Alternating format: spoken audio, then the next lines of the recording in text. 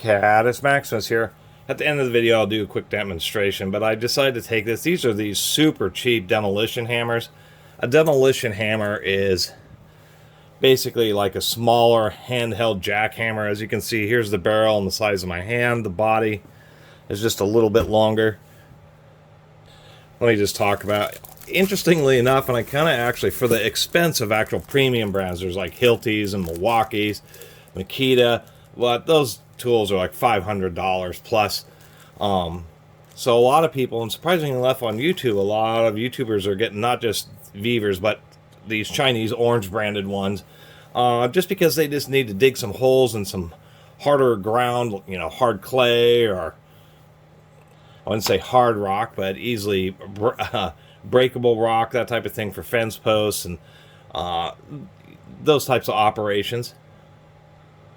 And they just need it for like a project or two, maybe removing some heavy duty tile or maybe some old concrete steps where they look at the few days that they have to rent a tool. That's going to be around $100 to $200 to rent a tool, and they say might as well just buy a Chinese one for about the same price.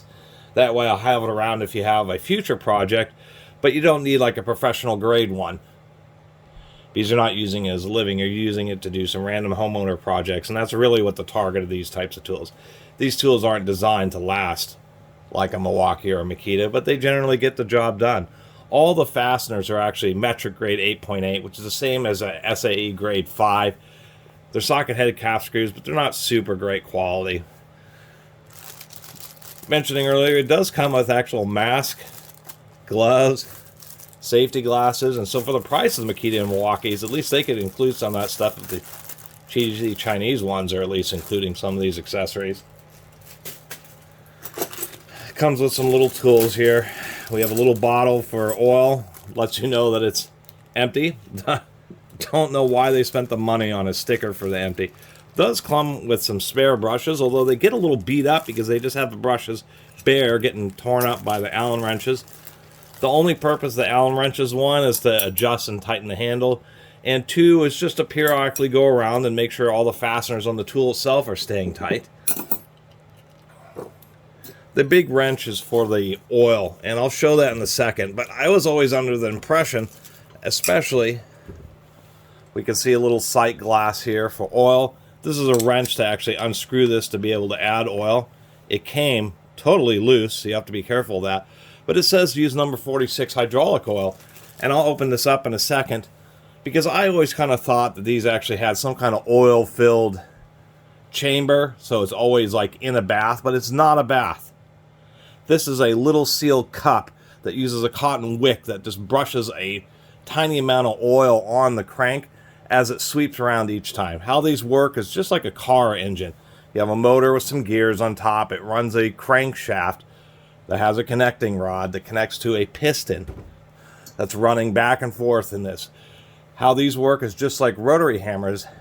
The piston itself that's going back and forth is not what is hitting on the end of the chisel. It does come with a chisel bit, a spike bit, and I did have them send me a Spade bit. These are, it will accept 1 1/8 inch hex shank, so at least it's a relatively standard 27 millimeter or 1 1/8 inch hex.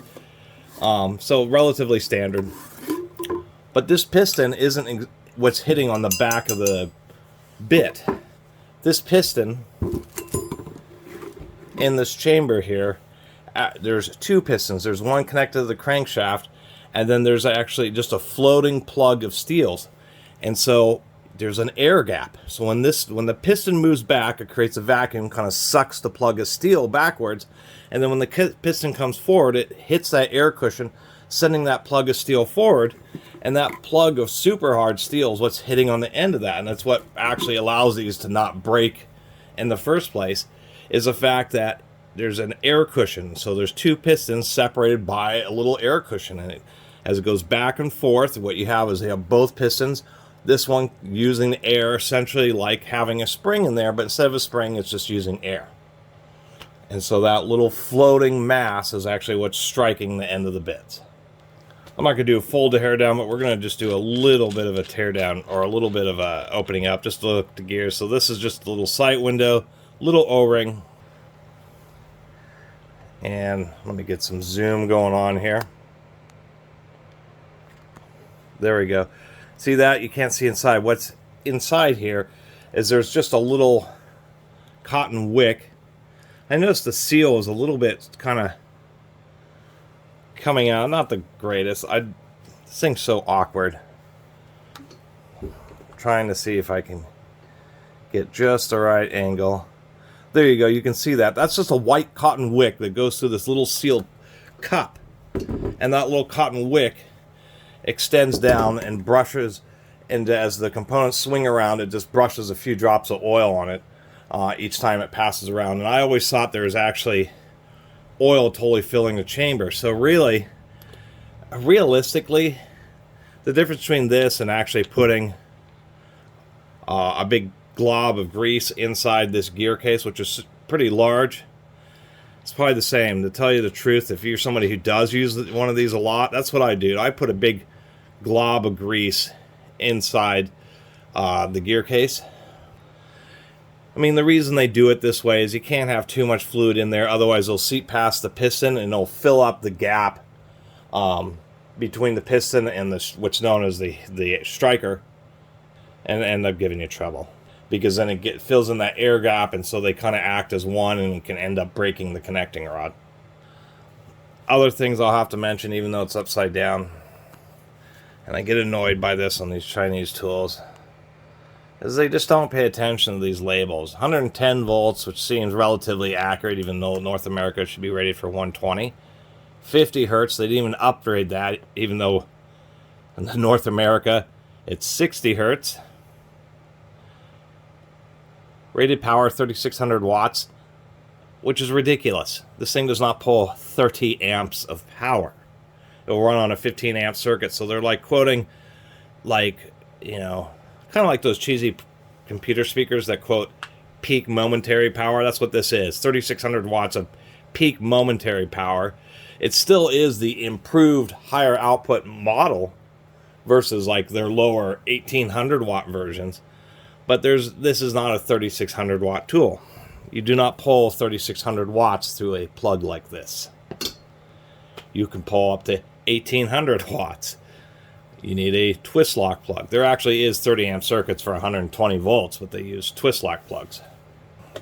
Before I forget, what really makes these a bit more useful is, besides those two bits that it comes with, and you can get ones, is this. Now this is kind of a cheesy, it is forged surprisingly enough, but this is it's essentially a shovel bit to use with this. So if you have really hard ground, clay ground, that's the big advantage to this bit, this spade bit here, is if it's too hard to actually get a single shovel into, but it's not so brittle that just you use a regular point or chisel bit. This is the compromise where you can, it's just a shovel bit that you put into a rotary hammer, so you can drive it down and then pry the rotary hammer back and dig holes fairly effectively. These spade bits are actually pretty handy. They just end up getting really torn up along the edge, as you can imagine. And it's, for some reason, it comes in this special case, which is so poorly made that after just a few bangs and hits, as we can see here, that spade bit's just going to end up flying out of the case. So the case is almost, really, it's like a shipping case, plastic shipping case for the spade bit. And for some reason, they just went haywire with, I guess it isn't haywire, but they just used a bunch of really thick, kind of heavy-duty saran wrap to wrap it. They charge quite a bit. I think they wanted quite a bit of money. I'm seeing to recall like 70 bucks or something for this specific spade bit. The shank is actually machined pretty well. But even for Chinese, you can see why. We know it's forged because we can see the thick layer of flashing that they had to grind off here and here, as well as this interesting pattern from when it was hitting the forge and sends the grains flowing. And that's the whole reason that you do forge something, is that this grain flow helps increase the strength of the material. But this is a big piece of steel, and even if it's not the greatest alloy and it's not the sharpest, this is the type of thing where you may want to take an angle grinder and just put a better edge on it so it sinks into the ground easier. But nonetheless, I mean, it takes a huge press. I mean, it probably takes a 500-ton to 1,000-ton hammer forge in order to work on a piece of steel this large. I mean, it takes a massive forge, and I may be underrating in 1,000. It may require a 2,000 or 3,000-ton forge in order to forge out just large pieces of steel like this. In a massive design oversight, it's a design oversight. The side that you pull the screws out of is the side that you're supposed to lift, but everything's kind of attached into the side of the handle that the screws go into. Super annoying. So you got to pull out all these screws and then flip it over in order to work with the wiring. And that whole issue of having to pull all the screws and then flip it over is the design flaw. Super annoying. Another thing I'll point at here is you can see this gap, or maybe you can't. It's only like a 1/4 inch gap. These screws don't thread in very deep. They're in plastic. These are the ones that are going to get loose and fall out as the screws that actually attach the handle to the body. It is a pretty thick, robust handle. Let me move this forward and get some zoom.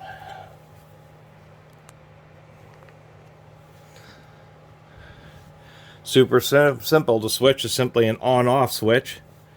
There's our little cord pinch. Let me get the strain relief kind of back in here, however it goes, something like that. Anyway, you just have your 2 motor wires. Goes into the cord switch. And let me get even more zoom here without this falling off the table.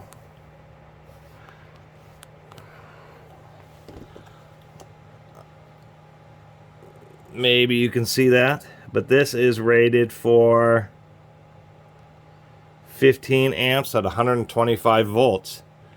So the switch is only rated for 1800 watts. Where they get their 3600 watts, I'm going to call baloney, because that's just false advertising. That's a 15 amp switch right there, and not a 30 amp switch or anything like that. We can see how the trigger lock works. This is the button, so when you pull the trigger, that catches there and allows the trigger lock to work. I'll tell you what, these bolts in here were torqued as tight as they could get an grade 8.8 metric fastener. This one, as you can see, got all chewed up. I had to use an extractor to get this one out because the softer material of the 8.8, rather than being a 10.9 or a 12.9, actually just stripped out. The socket of the cap screw stripped out because it was just so damn tight. I'm sure it was partially stripped when they put it in. I don't know if this is, I think that's some kind of just cheap Loctite, but man, those were tight. Alright, it was a pain in the arse to get this disassembled to this level. The long and the short of it, I'm not going to take apart the front end until I can get some better fasteners, because I'm worried about them stripping out. The ones that hold in the handle are going to get loose, and I suggest Loctiting them. The most difficult part is the fact that the way this gearbox is set up, they attempt to give you a slight opportunity with these little cutouts to take it apart. The problem is that you have to have like a specialty wedge. The tolerances are really tight, and the bearings are essentially press fit onto these shafts, and there's not really a very good way to try to like hammer against these notches to get this apart. It was a pain. I had to actually use a soft hammer to hit against these bosses to kind of rock it up, and then use the screwdrivers, multiple, to wedge along the gap. I did ding up the O-ring a little bit right here, but not too bad. They at least have an O-ring to attempt to keep what little bit of oil comes from the extremely minimal amount of grease. I've taken apart a lot of Milwaukee tools. Milwaukee puts a lot of grease in. This is not a sufficient amount of grease at all. We can see that it's white. It's just a basic lithium grease. It's not a molybdenum impregnated or anything like that. It's a basic grease. Organic too. Not even synthetic. So I'm going to put a lot of grease like under the gears here. If you get one of these and ever take it apart, I'd recommend drilling a hole and then putting a little bolt. You know, in this area there's a big open space around where the motor spindle is. Drill a hole, tap it so you can put a little bolt or just put a rubber plug or something in there so that you can add grease periodically. But at least they have, you know, they look like sufficiently hardened steel gears, helical cut, really big spindle in the motor. That looks like it's a 17 millimeter spindle, so 11/16. It's pretty big. So at least the gears seem like they're a decent, sufficient size. The bearings, to prevent them from walking back and forth, have these lock retainers, but these screws were not very tight there, and the screws around the retainer for the crankshaft were not. They were not loose, but they were just kind of lightly snugged in there. It was a concern. I worry about if you put a lot of time on it, that these screws may actually loosen up. So I torqued those down. They actually twisted, you know, quite a bit until I felt they were properly tight. I mean, I turned them another 90 degrees easily, all of these screws. So that's one concern. Otherwise, the motor seems decent. Welded contacts, plenty of epoxy on it. They do this wrapping, pretty heavily wrapped. This wrapping, the purpose of isn't just like help hold the wires. That's really not the necessity of it.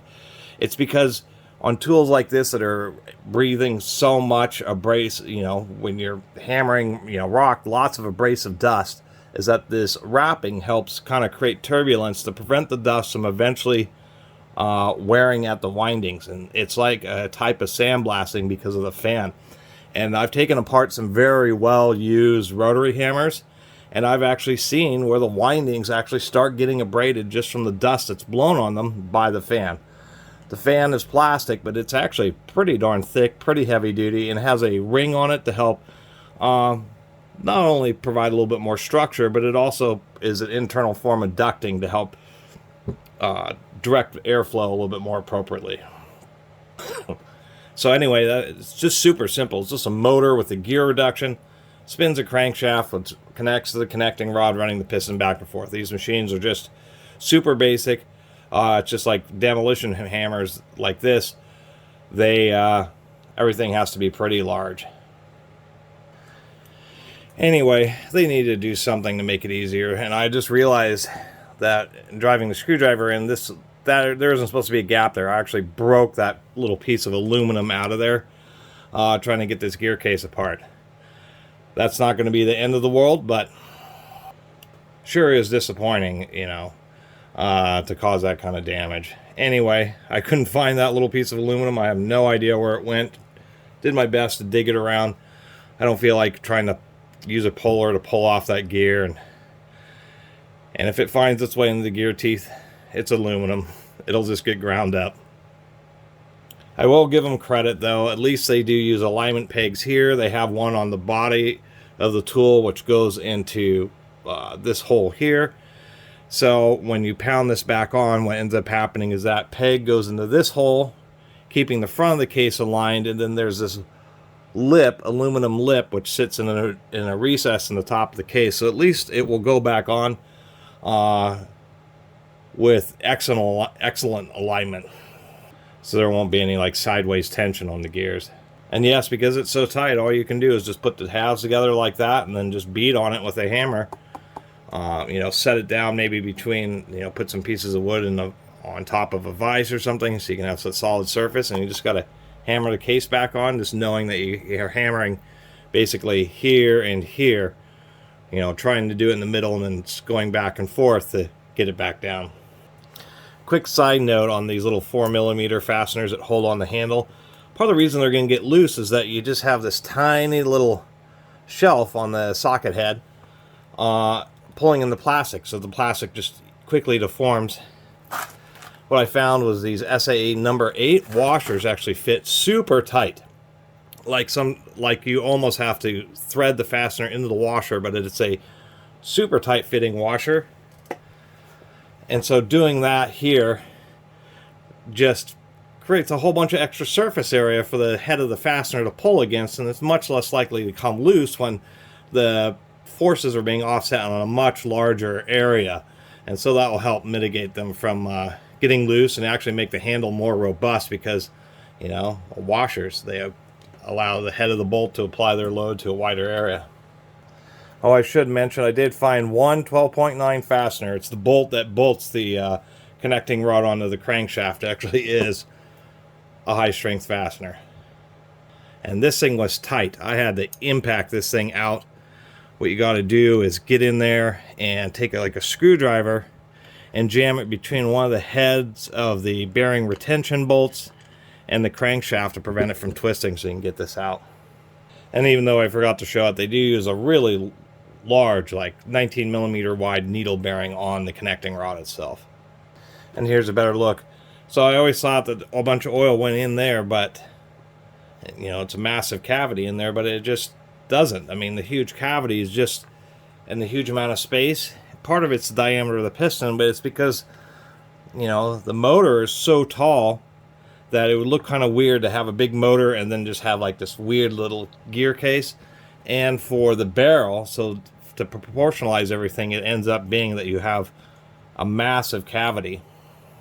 I mean, liquid volume, this is probably 3/4 of a quart to near a quart of volume in there. And so how it's lubricated is literally, as the crankshaft goes around, the head of the bolt just hits this wick, and it just puts a few drops of oil onto the head of the bolt, and it just kind of flings around, and I guess that's where they get the lubrication to the barrel. Although it wouldn't hurt every once in a while just to put in just a little bit, maybe a, you know, maybe a half an ounce of oil or something, or not, maybe not that much, but just put a little bit of oil just down in there periodically, pull this little cup out, and then keep this full. And so it has a little seal on the bottom and then a seal on the top, so it ends up just being this little container that's in there. And before I forget, it does use billet brush guides, which I'll give them credit for. The brushes are held in by standard brush screws, but I'll also give them a little bit of credit because over the regular brush screws, they actually have these covers to prevent them from getting dinged up. And they have like these little, you know, they're like little silicone washers, which kind of go on top of them to prevent them, one, from rattling loose. And when you do, you know, set this down and it's pressing against this plastic thing, that it isn't the plastic thing just impacting, because this is an electrically resistant, it's like Bakelite. It's a very hard and brittle plastic, so it chips easily. So even having a cover, getting stuff slamming into it can still cause that to crack apart. So kind of like the mitigation where they have like just a little cushion in there. At least that's a good note.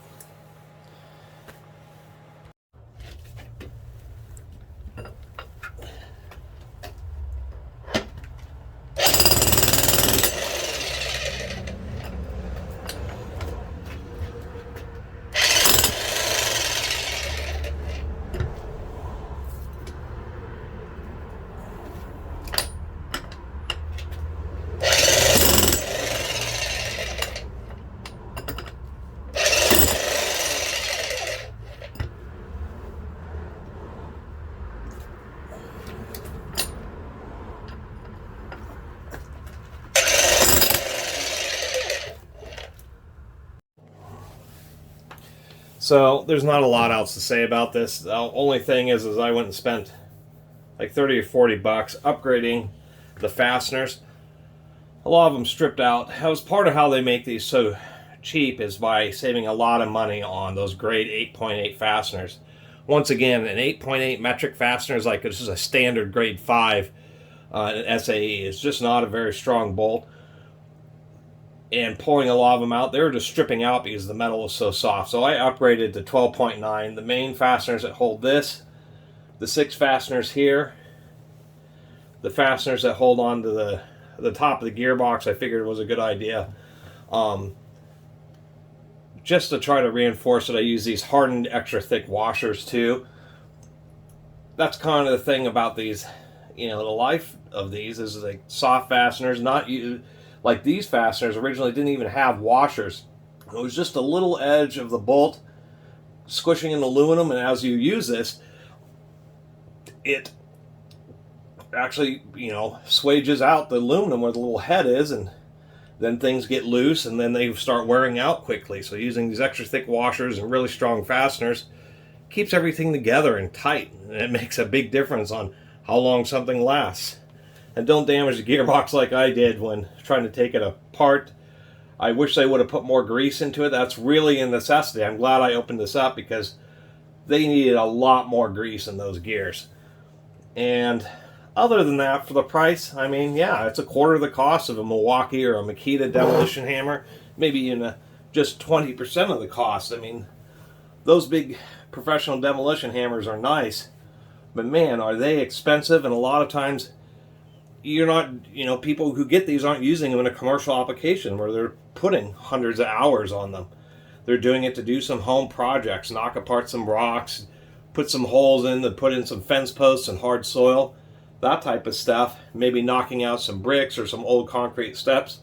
And so that's why I kind of approve of, you know, these. Maybe an alternative would be like one of the Harbor Freight ones, which is, you know, a little bit more expensive than this, but probably a good alternative. But if you just want a cheap one, at least this is something that, you know, will work sufficiently. Comes with a couple of bits. If you are digging holes, these Spade bits can be quite handy. Other than that, not a lot else to say besides I always get really annoyed with just the horrible, I mean, it's just the horrible labeling. And a lot of these Chinese companies need to get a handle on that, because this sticker is pointless. It says Vevor on it, but obviously it's not a 50 hertz tool. Obviously it's not 3600 watts, not even half that. They're like giving you like some peak power. I don't even know. It only has a 15 amp switch in it. This is only a 16 gauge cord, I believe. Yeah, this is a 16 gauge cord, and so they need to deal with that as well. At least it's relatively easy to replace the cord, but you know, it's you know, at least it has helical cut gears. At least it is an all ball needle bearing construction. Not many bearings are needed. 2 for the motor, 4 more for each of the idler, or for the idler gear and for the crankshaft, and 1 needle bearing. So 7 bearings, not a big deal. Other than that, I guess the only good note is at least this whole front end is forged. This is a forged lock. Kind of a loose fit, but that's kind of the intention of these. So that when the grit kind of builds up, that they don't get locked up. One thing I should mention at the very last here is get some grease or something. You do want to grease these hexes, because otherwise, as you use it, because of the concrete acts as just as sandpaper, you'll start getting a lot of wear on the hex shank and on the receiver here. So you really want to grease that. Grease it regularly if you want these receivers to last. But at least it takes relatively standard, whatever it is, 1 in the 16th or 1 in the 1/8 inch hex. So you can go buy some nice Bosch bits or Hilti bits or something like that. Anyway, that's my review of Vevor's quote-unquote high-power demolition hammer. And one thing I will mention about these demo hammers is you do want to get the bigger, heavier ones. The problem with hammers that are lighter weight and cheaper is many times they just don't hit hard enough. Either they can't break apart the material at all, or you're sitting there wailing on it for 5 minutes just for you to break off small pieces of concrete.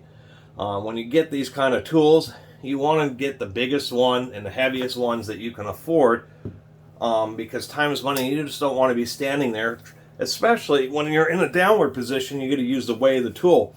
If you're in a horizontal position, trying to knock out brick or that type, make a hole in the concrete wall, something like that, you're sitting there holding the weight, and holding 20 pounds for 5 minutes or holding 35 pounds for 1 minute, the heavier tool is actually going to require less exertion, just because you're not holding it for as long. And so you do want to get the bigger one. When they offered this to me to review, they offered me one of the smaller units. I just said I was Wasn't interested. I was interested in the heavier unit because when you, once again, when you use these, you want to get something done, and you just don't want to be standing around making a bunch of noise and dust, just making little divots. You actually want to break apart stuff. Anyway, thanks for watching. See you next time.